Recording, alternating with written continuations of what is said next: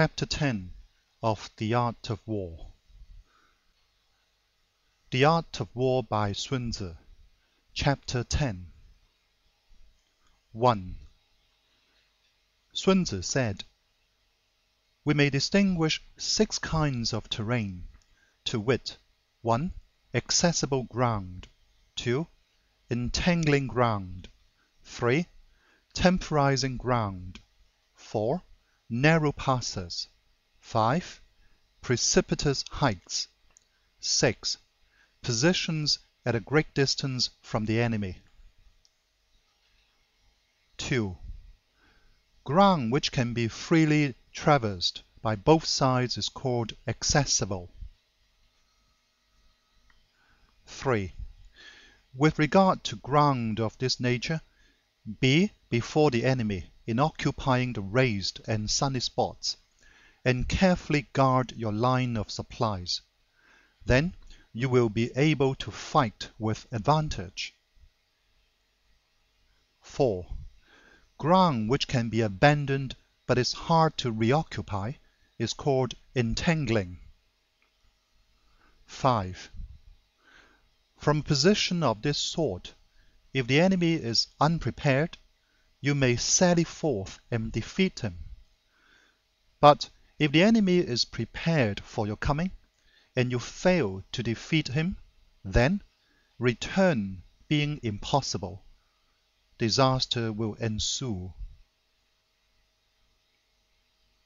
6. When the position is such that neither side will gain by making the first move, it is called temporizing ground. 7. In a position of this sort, even though the enemy should offer us an attractive bait, it will be advisable not to stir forth, but rather to retreat, thus enticing the enemy in his turn. Then, when part of his army has come out, we may deliver our attack with advantage. 8. With regard to narrow passes, if you can occupy them first, let them be strongly garrisoned and await the advent of the enemy. 9. Should the army forestall you in occupying a pass, do not go after him if the pass is fully garrisoned, but only if it is weakly garrisoned. 10. With regard to precipitous heights, if you are beforehand with your adversary, you should occupy the raised and sunny spots, and there wait for him to come up. 11. If the enemy has occupied them before you, do not follow him, but retreat and try to entice him away. 12. If you are situated at a great distance from the enemy, and the strength of the 2 armies is equal, it is not easy to provoke a battle, and fighting will be to your disadvantage. 13. These 6 are the principles connected with earth. The general who has attained a responsible post must be careful to study them. 14. Now an army is exposed to 6 several calamities, not arising from natural causes, but from faults for which the general is responsible. These are 1. Flight, 2. Insubordination, 3. Collapse, 4. Ruin, 5. Disorganization, 6. Rout. 15. Other conditions being equal, if one force is hurled against another 10 times its size, the result will be the flight of the former. 16. When the common soldiers are too strong and their officers too weak, the result is insubordination. When the officers are too strong and the common soldiers too weak, the result is collapse. 17. When the higher officers are angry and insubordinate, and on meeting the enemy give battle on their own account from a feeling of resentment, before the commander-in-chief can tell whether or not he is in a position to fight, the result is ruin. 18. When the general is weak and without authority, when his orders are not clear and distinct, when there are no fixed duties assigned to officers and men, and the ranks are formed in a slovenly, haphazard manner, the result is utter disorganization. 19. When a general, unable to estimate the enemy's strength, allows an inferior force to engage a larger one, or hurls a weak detachment against a powerful one, and neglects to place picked soldiers in the front rank, the result must be rout. 20. These are 6 ways of courting defeat, which must be carefully noted by the general who has attained the responsible post. 21. The natural formation of the country is the soldier's best ally, but the power of estimating the adversary, of controlling the forces of victory, and of shrewdly calculating difficulties, dangers, and distances constitutes the test of a great general. 22. He who knows these things, and in fighting puts his knowledge into practice, will win his battles. He who knows them not, nor practices them, will surely be defeated. 23. If fighting is sure to result in victory, then you must fight, even though the ruler forbid it. If fighting will not result in victory, then you must not fight, even at the ruler's bidding. 24. The general who advances without coveting fame and retreats without fearing disgrace, whose only thought is to protect his country and do good service for his sovereign, is the jewel of the kingdom. 25. Regard your soldiers as your children, and they will follow you into the deepest valleys. Look upon them as your own beloved sons, and they will stand by you even unto death. 26. If, however, you are indulgent, but unable to make your authority felt, kind-hearted, but unable to enforce your commands, and incapable, moreover, of quelling disorder, then your soldiers must be likened to spoiled children. They are useless for any practical purpose. 27. If we know that our own men are in a condition to attack, but are unaware that the enemy is not open to attack, we have gone only halfway towards victory. 28. If we know that the enemy is open to attack, but are unaware that our own men are not in a condition to attack, we have gone only halfway towards victory. 29. If we know that the enemy is open to attack, and also know that our men are in a condition to attack, but are unaware that the nature of the ground makes fighting impracticable, we have still gone only halfway towards victory. 30. Hence, the experienced soldier, once in motion, is never bewildered. Once he has broken camp, he is never at a loss. 31. Hence, the saying, if you know the enemy and know yourself, your victory will not stand in doubt.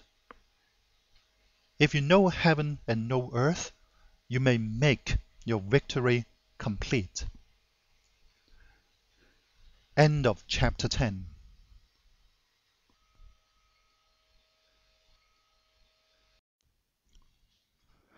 Chapter 11 of The Art of War. The Art of War by Sun Tzu. Chapter 11. The 9 Situations.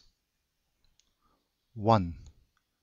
Sun Tzu said, "The art of war recognizes 9 varieties of ground. 1. Dispersive ground. 2. Facile ground. 3. Contentious ground. 4. Open ground. 5. Ground of intersecting highways. 6. Serious ground. 7. Difficult ground. 8. Hemmed-in ground. 9. Desperate ground. 2. When a chieftain is fighting in his own territory, it is dispersive ground. 3. When he has penetrated into hostile territory, but to no great distance, it is facile ground. 4. Ground the possession of which imports great advantage to either side is contentious ground. 5. Ground on which each side has liberty of movement is open ground. 6. Ground which forms the key to 3 contiguous states, so that he who occupies it first has most of the empire at his command, is a ground of intersecting highways. 7. When an army has penetrated into the heart of a hostile country, leaving a number of fortified cities in its rear, it is serious ground. 8. Mountain forests, rugged steeps, marshes and fens, all country that is hard to traverse, this is difficult ground. 9. Ground which is reached through narrow gorges, and from which we can only retire by tortuous paths, so that a small number of the enemy would suffice to crush a large body of our men. This is hemmed-in ground. 10. Ground on which we can only be saved from destruction by fighting without delay is desperate ground. 11. On dispersive ground, therefore, fight not. On facile ground, hold not. On contentious ground, attack not. 12. On open ground, do not try to block the enemy's way. On the ground of intersecting highways, join hands with your allies. 13. On serious ground, gather in plunder. In difficult ground, keep steadily on the march. 14. On hemmed-in ground, resort to stratagem. On desperate ground, fight. 15. Those who were called skillful leaders of old knew how to drive a wedge between the enemy's front and rear, to prevent cooperation between his large and small divisions, to hinder the good troops from rescuing the bad, the officers from rallying the men. 16. When the enemy's men were united, they managed to keep them in disorder. 17. When it was to their advantage, they made a forward move. When otherwise, they stopped still. 18. If asked how to cope with the great host of the enemy in orderly array and on the point of marching to the attack, I should say, begin by seizing something which your opponent holds dear. Then he will be amenable to your will. 19. Rapidity is the essence of war.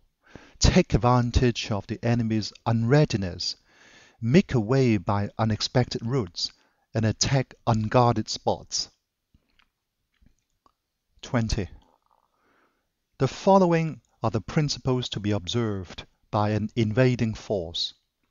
The further you penetrate into a country, the greater will be the solidarity of your troops, and thus the defenders will not prevail against you. 21. Make forays in fertile country in order to supply your army with food. 22. Carefully study the well-being of your men and do not overtax them. Concentrate your energy and hoard your strength. Keep your army continually on the move and devise unfathomable plans. 23. Throw your soldiers into positions whence there is no escape, and they will prefer death to flight. If they will face death, there is nothing they may not achieve. Officers and men alike will put forth their uttermost strength. 24. Soldiers, when in desperate straits, lose the sense of fear. If there is no place of refuge, they will stand firm.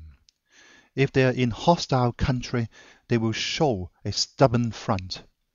If there is no help for it, they will fight hard. 25.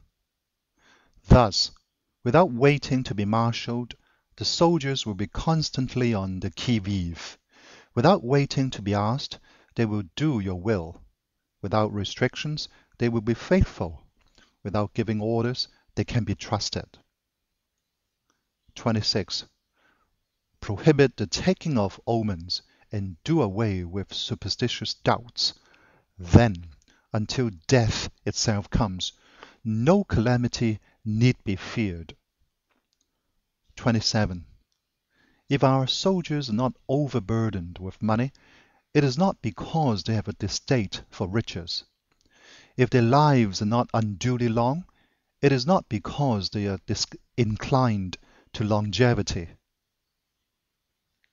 28.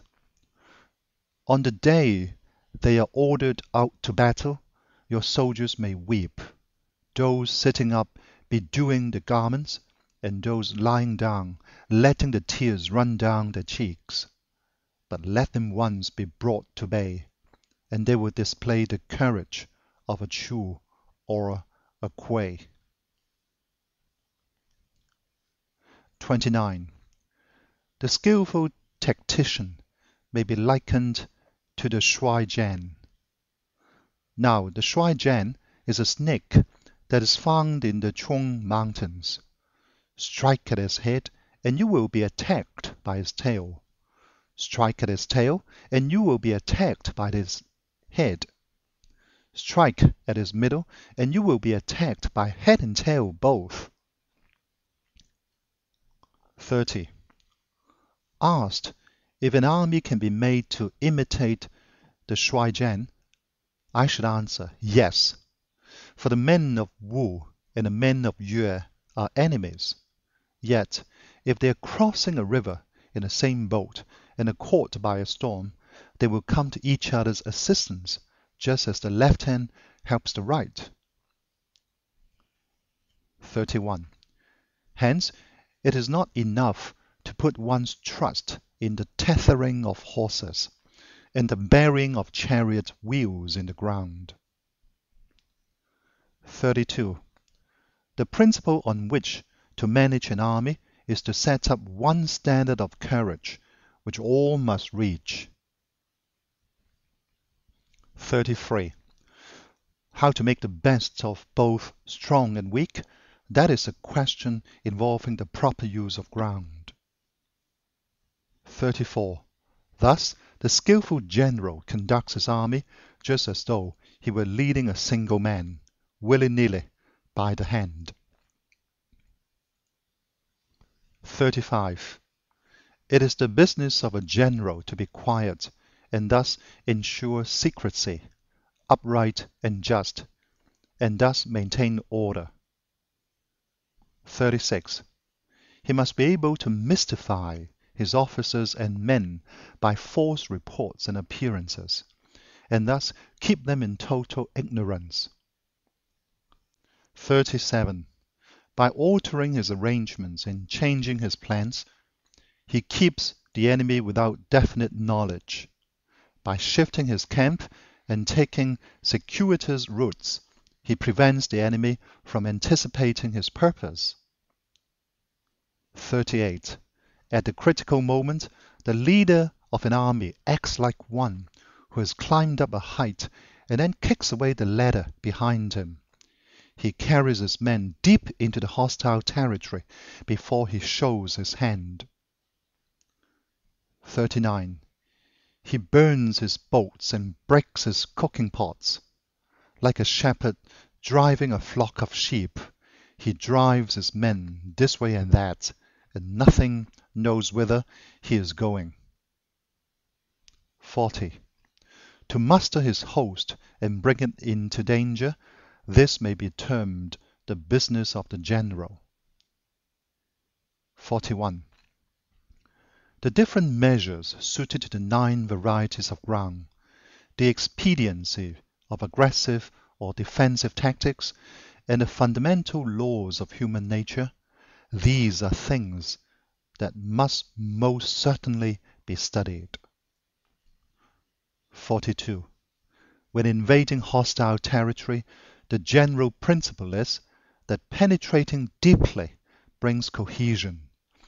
Penetrating but a short way means dispersion.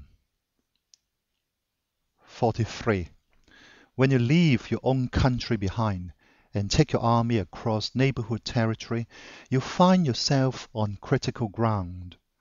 When there are means of communication on all 4 sides, the ground is one of intersecting highways.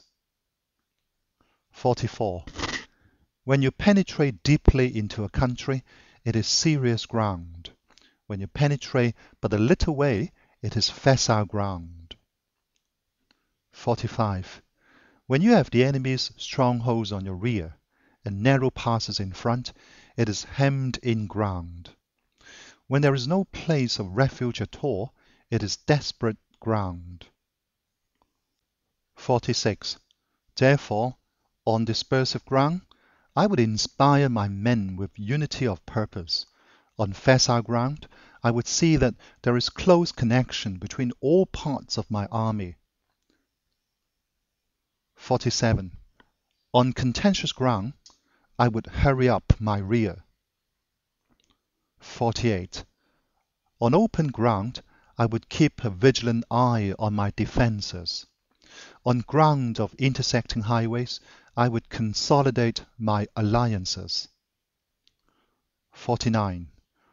On serious ground, I would try to ensure a continuous stream of supplies. On difficult ground, I would keep pushing on along the road. 50. On hemmed-in ground, I would block any way of retreat. On desperate ground, I would proclaim to my soldiers the hopelessness of saving their lives. 51. For it is the soldier's disposition to offer an obstinate resistance when surrounded, to fight hard when he cannot help himself, and to obey promptly when he has fallen into danger. 52. We cannot enter into alliance with neighboring princes until we are acquainted with their designs. We are not fit to lead an army on the march unless we are familiar with the face of the country, its mountains and forests, its pitfalls and precipices, its marshes and swamps. We shall be unable to turn natural advantages to account unless we make use of local guides. 53. To be ignored of any one of the following 4 or 5 principles does not befit a warlike prince. 54. When a warlike prince attacks a powerful state, his generalship shows itself in preventing the concentration of the enemy's forces. He overawes his opponents, and the allies are prevented from joining against him. 55. Hence, he does not strive to ally himself with all and sundry, nor does he foster the power of other states. He carries out his own secret designs, keeping his antagonists in awe. Thus, he is able to capture their cities and overthrow their kingdoms. 56. Bestow rewards without regard to rule. Issue orders without regard to previous arrangements, and you will be able to handle a whole army as though you had to do with but a single man. 57. Confront your soldiers with the deed itself. Never let them know your design. When the outlook is bright, bring it before their eyes, but tell them nothing when the situation is gloomy. 58. Place your army in deadly peril, and it will survive. Plunge it into desperate straits, and it will come off in safety. 59. For it is precisely when a force has fallen into harm's way that is capable of striking a blow for victory. 60. Success in warfare is gained by carefully accommodating ourselves to the enemy's purpose.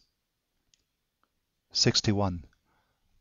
By persistently hanging on the enemy's flank, we shall succeed in the long run in killing the commander-in-chief. 62.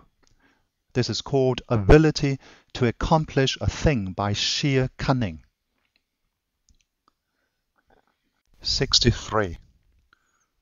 On the day that you take up your command, block the front passes, destroy the official tallies, and stop the passage of all emissaries. 64. Be stern in the council chamber, so that you may control the situation.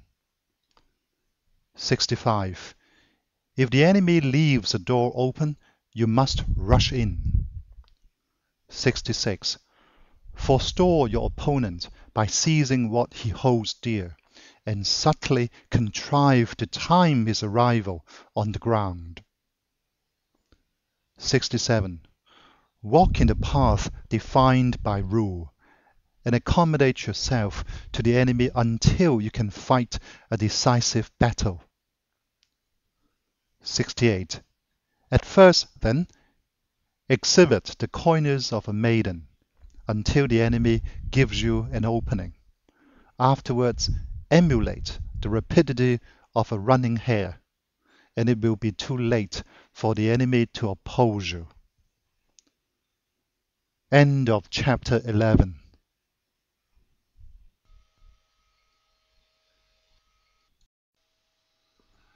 Chapter 12 of The Art of War. The Art of War by Sun Tzu. Chapter 12. The Attack by Fire. 1. Sun Tzu said, "There are 5 ways of attacking with fire. The first is to burn soldiers in the camp. The second is to burn stores. The third is to burn baggage trains. The fourth is to burn arsenals and magazines.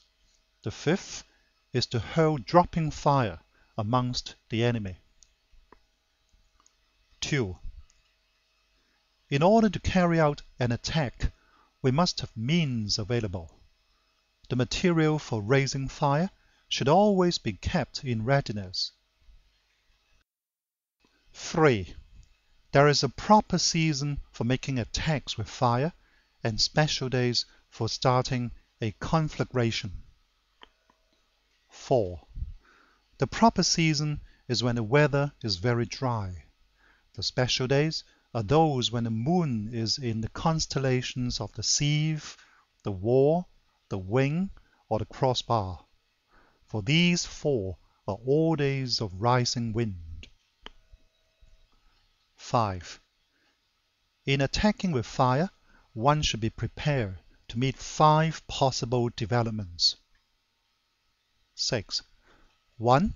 When fire breaks out inside to enemy's camp, respond at once with an attack from without. 7. 2. If there is an outbreak of fire, but the enemy's soldiers remain quiet, bide your time and do not attack. 8. 3. When the force of the flames has reached its height, follow it up with an attack, if that is practicable. If not, stay where you are. 9. 4. If it is possible to make an assault with fire from without, do not wait for it to break out within, but deliver your attack at a favorable moment. 10. 5. When you start a fire, be to windward of it. Do not attack from the leeward. 11. A wind that rises in the daytime lasts long, but a night breeze soon falls. 12. In every army, the 5 developments connected with fire must be known, the movements of the stars calculated, and a watch kept for the proper days. 13. Hence, those who use fire as an aid to the attack show intelligence. Those who use water as an aid to the attack gain an accession of strength. 14. By means of water, an enemy may be intercepted, but not robbed of all his belongings. 15. Unhappy is the fate of one who tries to win his battles and succeed in his attacks without cultivating the spirit of enterprise, for the result is waste of time and general stagnation. 16. Hence the saying, the enlightened ruler lays his plans well ahead. The good general cultivates his resources. 17. Move not unless you see an advantage. Use not your troops unless there is something to be gained. Fight not unless the position is critical.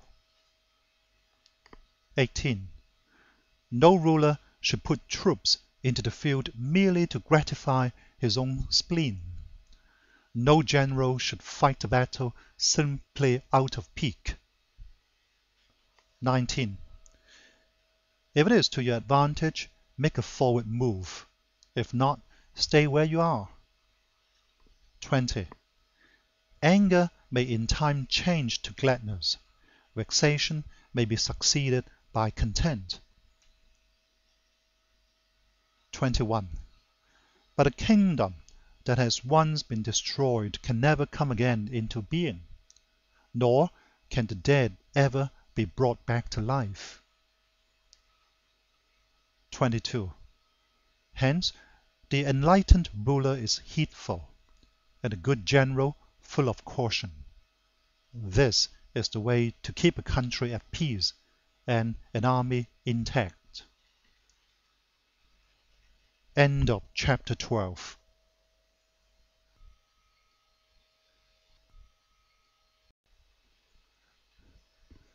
Chapter 13 of The Art of War. The Art of War by Sun Tzu. Chapter 13. The Use of Spies. 1.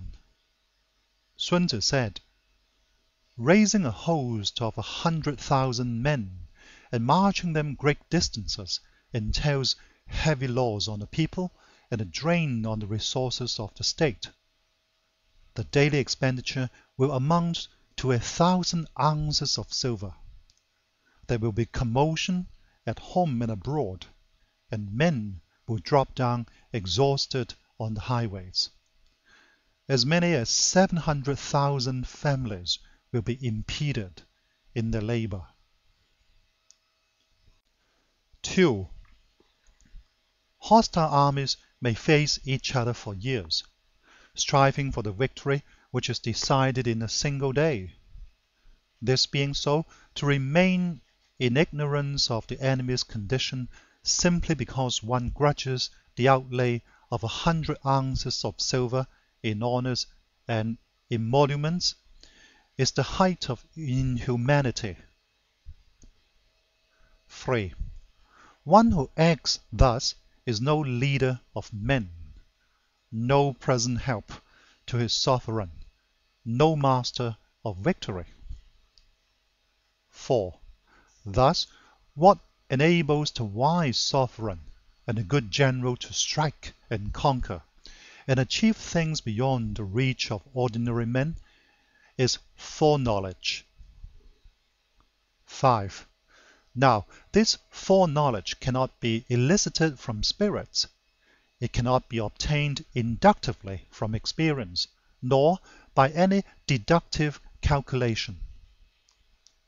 6. Knowledge of the enemy's dispositions can only be obtained from other men. 7. Hence the use of spies, of whom there are 5 classes. 1. Local spies. 2. Inward spies. 3. Converted spies. 4. Doomed spies. 5. Surviving spies. 8. When these 5 kinds of spy are all at work, none can discover the secret system. This is called divine manipulation of the threads. It is the sovereign's most precious faculty.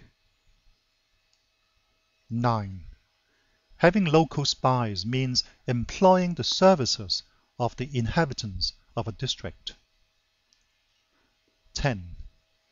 Having inward spies, making use of officials of the enemy. 11. Having converted spies, getting hold of the enemy's spies and using them for our own purposes. 12. Having doomed spies, doing certain things openly for purposes of deception and allowing our spies to know of them and report them to the enemy. 13. Surviving spies, finally, are those who bring back news from the enemy's camp. 14. Hence, it is that which none in the whole army are more intimate relations to be maintained than with spies. None should be more liberally rewarded. In no other business should greater secrecy be preserved. 15. Spies cannot be usefully employed without a certain intuitive sagacity. 16. They cannot be properly managed without benevolence and straightforwardness. 17. Without subtle ingenuity of mind, one cannot make certain of the truth of the reports. 18. Be subtle, and use your spies for every kind of business. 19. If a secret piece of news is divulged by a spy before the time is ripe, he must be put to death together with the man to whom the secret was told. 20. Whether the object be to crush an army, to storm a city, or to assassinate an individual, it is always necessary to begin by finding out the names of the attendants, the aides-de-camp, and doorkeepers and sentries of the general in command. Our spies must be commissioned to ascertain these. 21. The enemy's spies who have come to spy on us must be sought out, tempted with bribes, led away, and comfortably housed. Thus they will become converted spies and available for our service. 22. It is through the information brought by the converted spy that we are able to acquire and employ local and inward spies. 23. It is owing to his information, again, that we can cause the doomed spy to carry false tidings to the enemy. 24. Lastly, it is by his information that the surviving spy can be used on appointed occasions. 25. The end and aim of spying in all its 5 varieties is knowledge of the enemy, and this knowledge can only be derived, in the first instance, from the converted spies. Hence, it is essential that the converted spy be treated with the utmost liberality. 26. Of old, the rise of the Yin dynasty was due to Yi Qi, who had served under the Shuai. Likewise, the rise of the Zhao dynasty was due to Lu Ya, who had served under the Yin. 27. Hence, it is only the enlightened ruler and the wise general who will use the highest influence of the army for purposes of spying, and thereby they achieve great results. Spies are a most important element in war, because on them depends an army's ability to move. End of chapter 13. End of The Art of War by Sun Tzu.